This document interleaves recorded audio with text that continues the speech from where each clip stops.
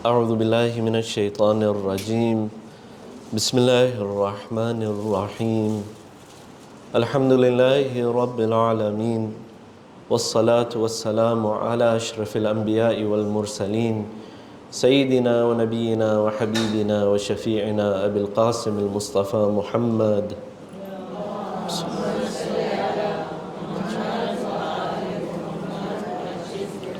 وعلى آله الطيبين الطاهرين المعصومين اللهم صل على فاطمة وأبيها وبعلها وبنيها وسر المستودع فيها بعدد ما أحاط به علمك. السلام عليك يا مولانا يا صاحب الزمان يا مولانا أغثنا أدننا أدركنا صلنا بك ولا تقطعنا. صلوات.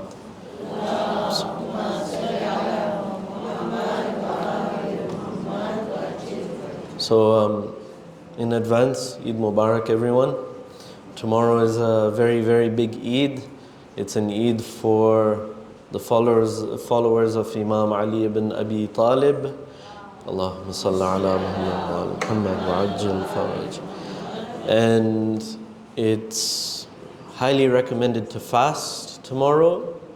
And also, it's highly recommended to feed people, to especially feed iftar. And it's one Eid that I feel sometimes that we don't pay too much attention to, when in fact it's one of the biggest Eids. For example, tomorrow, make sure your house is decorated, the lights are on.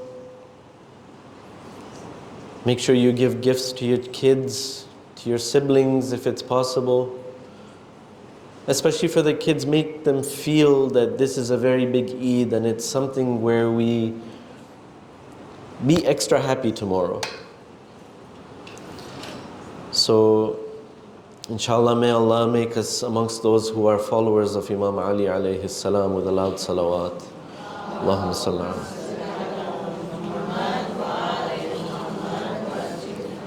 So I would have put a PowerPoint presentation, but forgive me, not this time, next time inshallah.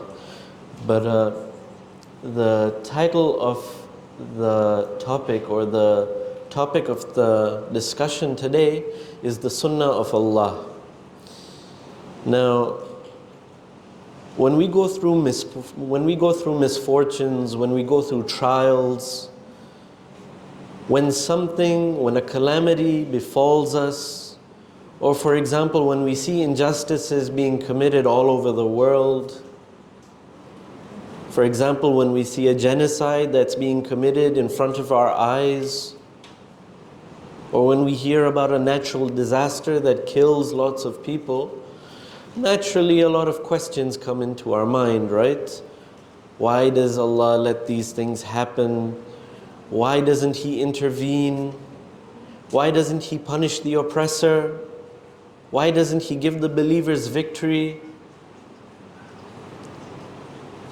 Palestine is a perfect example, right? The things that are happening over there are really, really heartbreaking to the women, to the children. They should never be in this position. No human should. Whether they are a friend or an enemy. I would not wish this on my enemy. But similarly, when we go through good things, when good things happen to us, when we suddenly become wealthy or famous, or for example, when the health of a sick person suddenly improves, when they get better, right?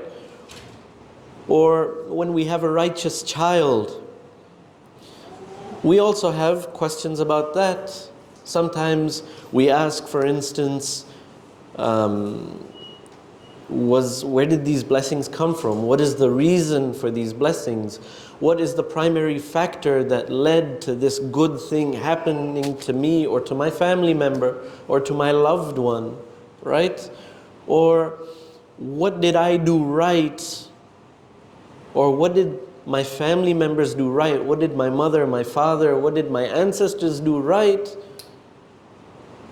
That my child is born a Shia of Ali and, for example, wants to be someone who is great in the world of Islam, right?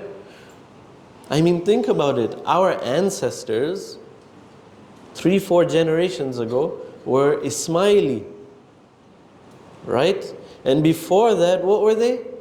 Hindus. They were idol worshippers. They were najis. Today, you and I are, alhamdulillah, on the right path. We're following the path of Imam Hussein.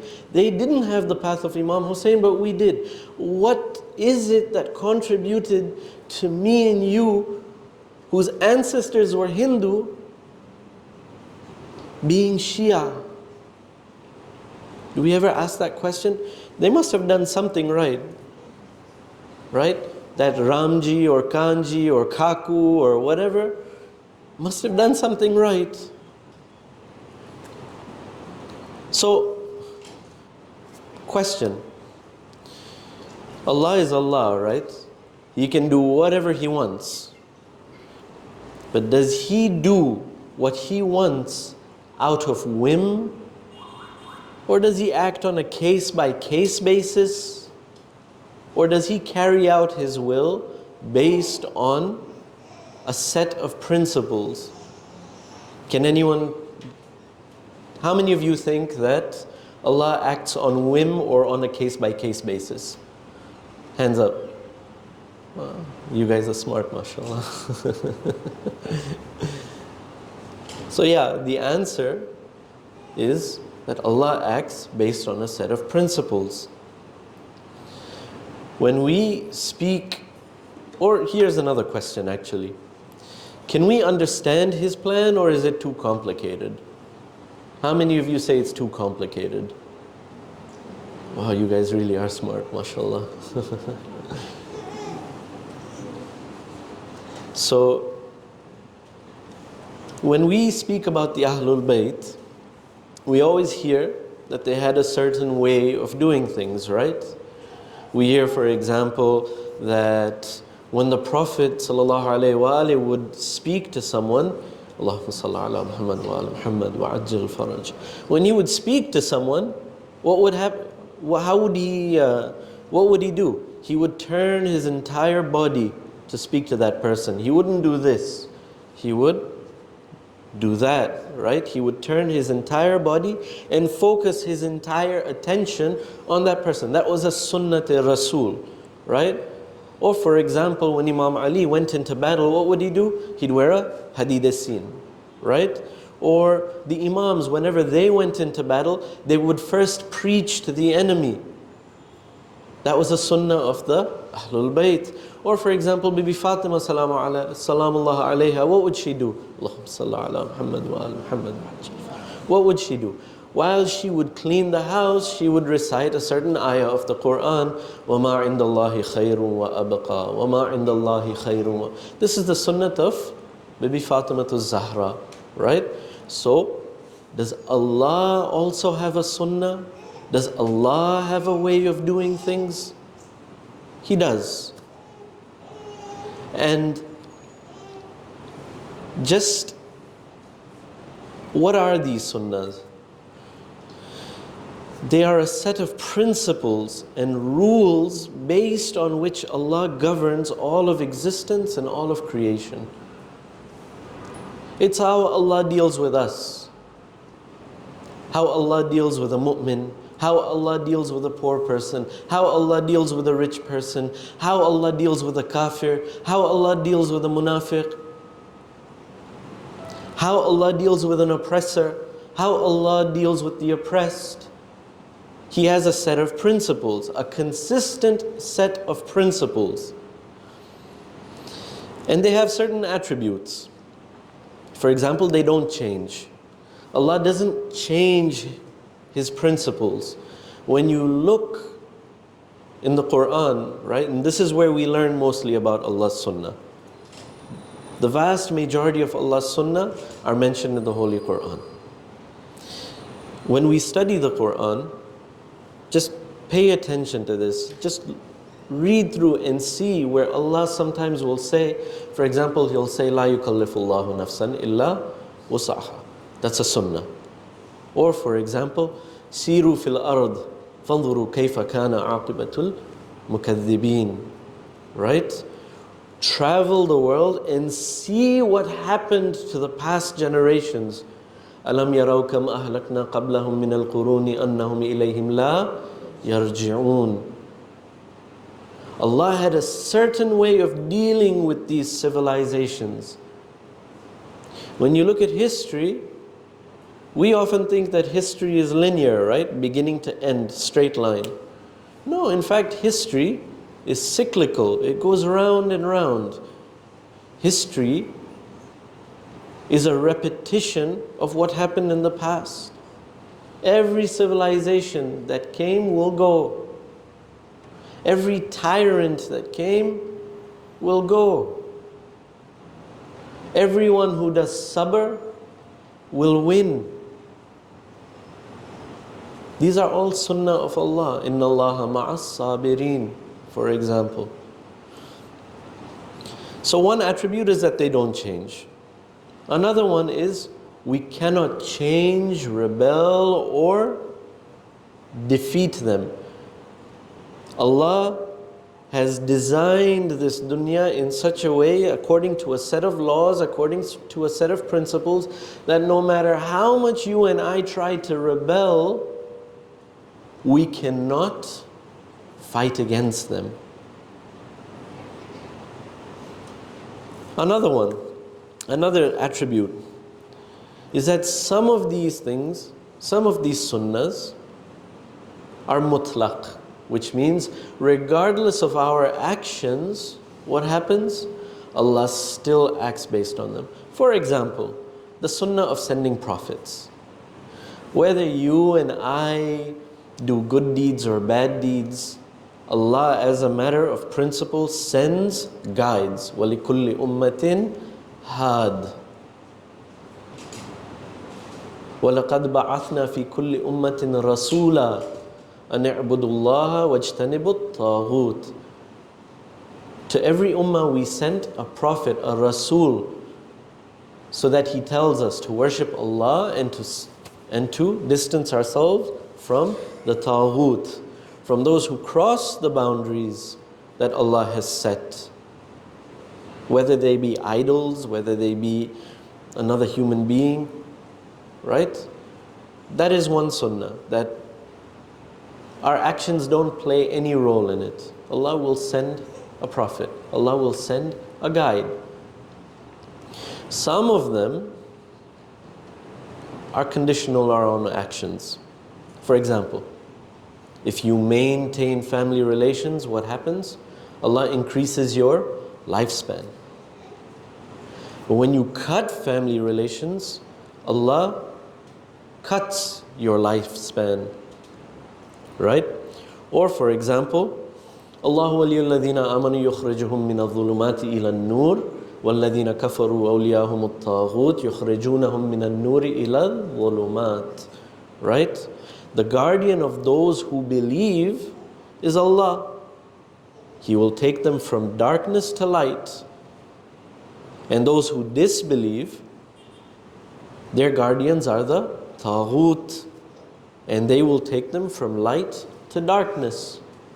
So your guidance, my guidance, depends on our actions and our beliefs. And Allah, as a matter of principle, will act with you accordingly based on how you behave.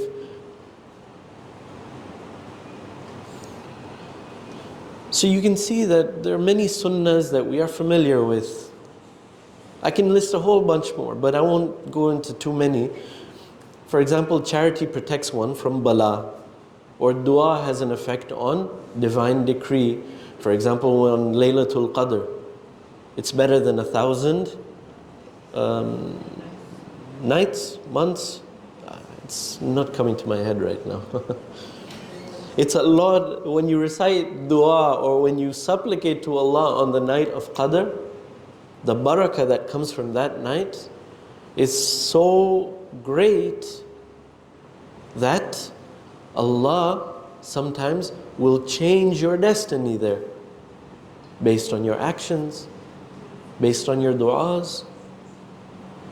Or for example, Inna al-hasanat yudhibna sayyi'at. Good deeds remove bad deeds. Right?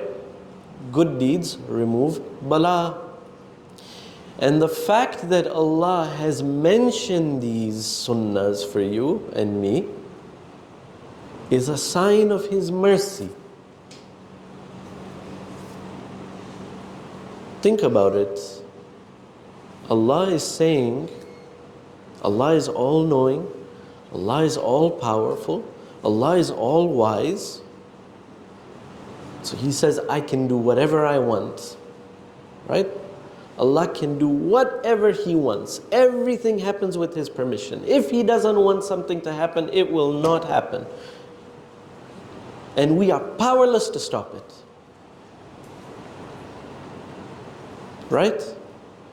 At the same time, He also says, I know what's best for you. Sometimes, or rather, sometimes Allah doesn't tell us what the reason is, for example, us not receiving a certain blessing or a certain dua not being answered. Right? Now Allah, while He says He's all-knowing, all-powerful, He also says He's all-wise. Right? And He doesn't have to explain yourself to you and me. Does He? He's Allah in the end. Right? He's our creator. He has the ability to destroy. He gives us life. He takes life from us. Upon us, sometimes He will put an oppressor, a tyrant, such as what is happening in Palestine. Does Allah have to explain all these things? Does Allah have to explain why He does these things? No, He doesn't. And if you and I demand an explanation, is Allah going to? Does Allah have to? No, He doesn't. He can do whatever He wants with you and me. That's the bottom line. You and I are not free from His will. But now imagine this. Allah is so merciful, my dear sisters. He is so merciful that He says, even though I don't have to, I hold myself according to a set of principles and standards. That's what I do. I hold myself to a bunch of principles and standards, and I am consistent with them, and I don't have to tell you what they are. I am powerful and you are weak. But having said that, I'm going to tell them to you anyway. I'm going to explain them to you. Allah is saying to His bandeh, I am going to explain myself to you. Does a president ever explain himself or herself? Does a father always explain himself? Sometimes. But does he have to? He doesn't. Does your guardian have to explain himself or herself? He doesn't have to. Allah, who is the ultimate guardian, the creator of one's father and mother, the one who created this arrogant president, for example, Allah is bringing Himself down to you and me, and He's saying, listen, this is how I act. This is how I act. And it's up to you and me to try and understand how Allah acts. And when we do, what happens? We are effectively playing a role in our own guidance. Sallu ala Muhammad wa ala Muhammad.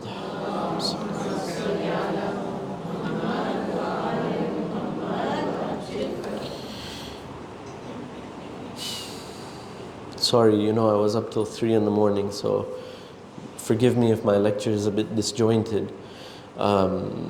But when you and I look at the Sunnah of Allah, we are in effect, by studying them, playing a role in our own guidance. For example, Allah does not punish a person or does not punish a society until He sends them a guide, right? So it's up to us to search for that guide. Or when Allah sends a guide, we must realize that in the absence of this guide, if we had not listened to Allah, that we would go through bala. Look at Imam Zaman, for example. Every single Imam after the Holy Prophet, one after the other. Actually starting with the Holy Prophet's daughter. In fact, starting at the time of the Holy Prophet's death, what happened? The people betrayed the Ahlul Bayt, did they not? Bibi Fatima, Imam Ali, Imam Hassan, Imam Hussein. Look at all the crimes that were committed against them. They were committed by people. They were committed by people who claimed they were his Shia or their Shia, right? Now Allah sends one guide after the other, after the other, after the other at some point, and every single one of them was killed, either by the sword or poison, right? Finally, Allah sends Imam Zaman, and he needs to teach us a lesson here because we're not appreciating our hujjah. So what does he do? He sends Imam Zaman into hiding. And look at the bala that is upon us today. He is present, yes. He plays a hand in our guidance. He prays for us every day. If you pray for Imam Zaman, he'll pray for you. But even if you don't pray for him, Imam Zaman is so mehraban, he's so kind. He has a love for his Shia, he still prays for you. If he didn't, if he wished for our punishment, just imagine the sort of trouble we'll be in. And even though he's behind, like his benefits upon us is like the benefit of the sun behind the clouds, we still go through difficulty because he's in ghaibah. It's a sort of punishment, is it not? So it's up to you and me to seek this guide, and once we identify this guide, we understand this guide, and try to follow this guide's commandments and guidance so that we go to Allah. Imam Zaman is going to heaven, for sure. He's going to be in the highest level. But what about you and me? Or for example, I'll give you another one. When we read the Quran, we see that Allah has a sunnah of dealing with the oppressors. For example, Allah gives them time. Allah gives them time to increase their bad deeds, to fall further into darkness. And when the time comes, Allah will punish them. The Palestinians today, look at them. When we look at the videos, do we not see them say, Hasbunallahu wa ni'mal wakil, Hasbunallahu wa ni'mal wakil, Hasbunallahu wa ni'mal wakil. You and I are here looking at all these children and women being massacred. We're looking at body parts everywhere, scattered across Gaza. Not Gaza, Gaza. Right? We are asking why? But the Palestinian resistance, and the resistance is the people, and the people are the resistance, they're not asking why. They're just getting to work. Hasbunallahu wa ni'mal wakil. فَعَلَى اللَّهِ يَتَوَكَّلِ الْمُتَوَكِّلُونَ. And they are resisting. Today, the Zionist regime has not achieved even one of its goals. Why? Because the Palestinian people have sabr. Because the Palestinian people are resisting. Because the Palestinian people, despite the fact they have very little, know that they are on haqq in this matter. And that the Zionist regime is batil. And they know a day will come when the Israeli regime will be punished. And that Allah is merely giving them time. Now when you and I look with this perspective, then we gain sabr. Not only do we gain sabr, we realize something. We say, listen, Allah sends bala. Allah does drag us through the dirt. Allah does put you and me through difficulty. It's a fact of life. It is the definition of being human. Right? Bala, bala, bala, bala. It's a sunnah of Allah. We accept this. And then what do? We get to work. You and I, for example, there are people who suffer from depression. And it's a very, very difficult challenge one faces. You hear someone who suffers from depression, you will know that it's not easy to deal with. But now if someone with depression just accepts it and then says, listen, I have been created by Allah, that Allah for one reason or the other, when He looked at me, He said, kun, and I became, fayakun, right?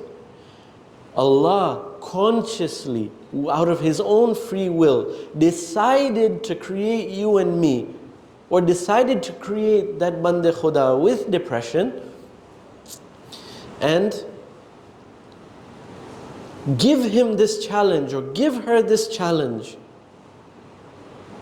Now when someone accepts this, and someone practices sabr, there will come a day when that person will be able to help other people. If they just stick with it. If they just say that, yes, I have this problem, but I'm not going to give up. Yes, I'm being oppressed, but I will not give up. Do you know what happens in an abusive relationship? Any type of abusive relationship, there are two ways to go. One way, at some point, people will stop resisting. Or people will go through a period where they don't resist. They lose hope. When they lose hope, what happens? The abuse, the oppression that is committed becomes more established. But then someone can fight back. Right? When you accept the zulm of an oppressor or an abuser, he only becomes more encouraged. She only becomes more encouraged. They only become more encouraged. But when you stand up and say no, and even if that abuser continues to commit those crimes against you, against me, against us, when we have sabr, it means we don't give up. That is the meaning of sabr, to resist. And we know that in Allah ma'as sabirin, it is a sunnah of Allah. Sallallahu ala Muhammad wa ala Muhammad.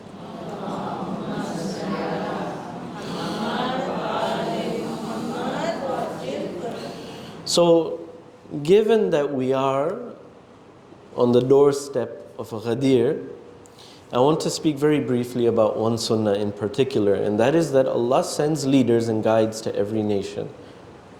And that it is important to know your leader. We should be extremely thankful that we are under the wilayah of Amir al-Mu'mineen. It's something that not everyone in the world, or the majority of the world, has not yet been blessed with.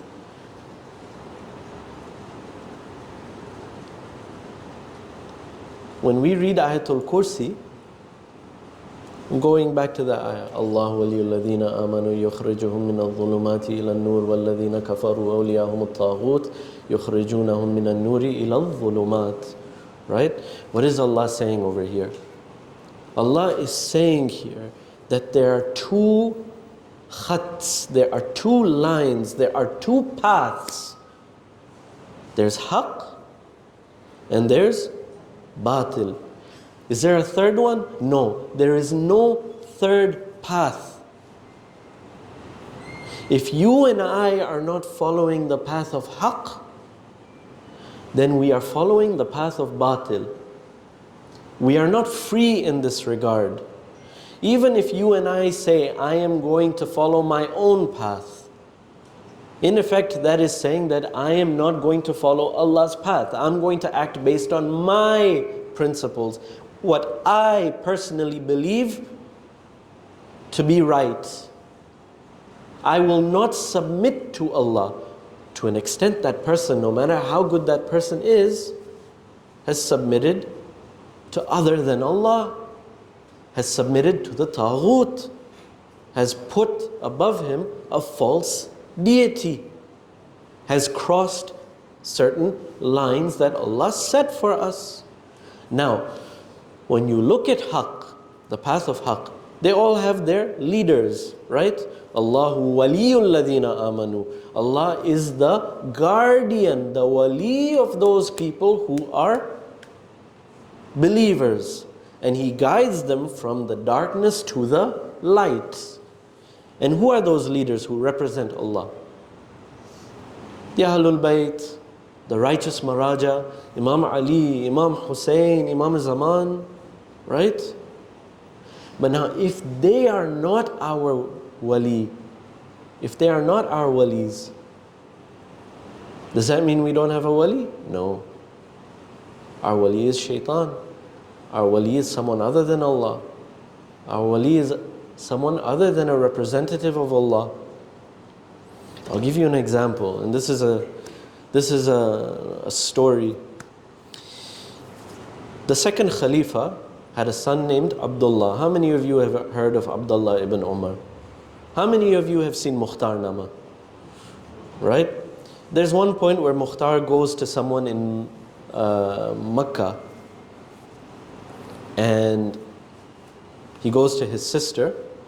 When he's trying to launch his revenge, he needs to get support for it. And one of the people he goes to is the husband of his sister, who was Abdullah ibn Umar. Who was Abdullah ibn Umar? Abdullah ibn Umar was someone who during the time of Imam Ali, Imam Hassan, Imam Hussein did not give bay'ah. He said, haqq, batil, it's not clear, I'm not going to give allegiance to anyone. I'm not going to swear allegiance to anyone because it's not clear to me. I'm going to remain neutral. Neutral.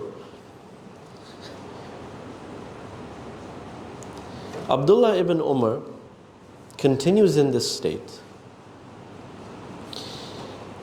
When the time of Imam Sajjad comes, at that time, the Khalifa of Bani Umayyah is a man named Abdul Malik ibn Marwan.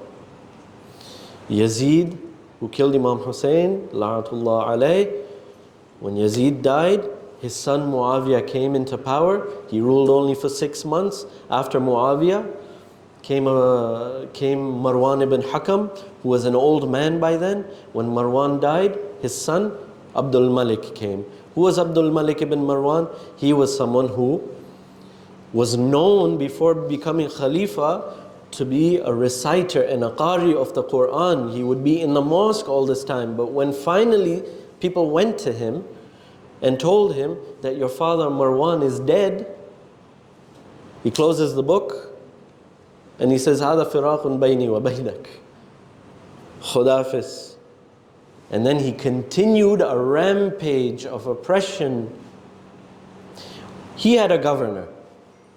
His ruler or his representative in the city of Kufa was who? Hajjaj. Hajjaj ibn Yusuf. The man who killed many Shia, including the one who killed Kumail ibn Ziyad. Right? Now, one night, Abdullah ibn Umar goes to the palace of Hajjaj, middle of the night. He knocks on the door. The guard opens. He sees that it's Abdullah ibn Umar. Abdullah ibn Umar says, I need to speak to the Hakim. I need to speak to Hajjaj. The guard says, at this time of the night, come back tomorrow. Abdullah ibn Umar says, no, it's urgent. It's a matter of great urgency. It cannot be delayed. The guard says, hi, okay. Lets him in. He goes to Hajjaj. The guard goes to Hajjaj. He says, Abdullah ibn Umar is outside. At that time, Hajjaj has just he's laid out his bed, and he's tired. He wants to go to sleep. So he's lying down. He says, fine, let him in. Abdullah ibn Umar comes in, and he says to Hajjaj, Ya Hajjaj, I've come here to give bay'ah to you. This man who denied his hand, or he did not pledge allegiance to the family of the Prophet, is now asking a tyrant if he would accept his bay'ah. So what does Hajjaj do? Hajjaj sees that this person is very simple. He says to him, come tomorrow. Why aren't you coming tomorrow? Why don't you just come in the daytime? Abdullah ibn Umar says, because I heard a hadith from the Prophet where he says, Man mata wa lam ya'rif imam zamanihi mata mitatan jahiliya. This hadith is what we use to say that we must follow the Ahlul Bayt. Abdullah ibn Umar is over here and he's quoting this hadith, and he's saying, the one who doesn't know his ruler dies the death of a jahil, regardless of whether that ruler is just or unjust. Hajjaj says, hi, okay, no problem. He says, but I'm too tired to get up and give you my hand. So what does he do? He sticks his foot out. And he says, just put your hand on my foot, and I will accept your bay'ah. This son of a Khalifa, this respected man, gets on his knees and he puts his hand on the foot of a killer. If you and I are not putting our hand on the wali of Allah, then we are kneeling to the feet of shaitan. A sunnah of Allah, my dear sisters, is that He sends leaders. And we must know our leader and be under no illusions that if we do not have a leader, then we are free. No. وَالَّذِينَ كَفَرُوا أَوْلِيَاهُمُ الطَّاغُوتِ. If you turn your back from Allah, if you turn your back on Allah, what's going to happen? This is what's going to happen to you. Shaitan is going to get on you. He's going to ride you. You're merely going to be another horse. So that's the end of my presentation, my lecture. Inshallah, may Allah make us amongst those who understand the Sunnah of Allah. May Allah make us amongst those who truly are Shias of Ali ibn Abi Talib. And may Allah make us amongst those who are truly Shias of Imam Zaman Ajallahu Ta'ala Farajahu Sharif. I'm willing to take any questions if we have time. Otherwise, because I've actually been one, and I didn't get too much time to edit it, unfortunately. So please forgive me. Any questions? Any questions about anything? No?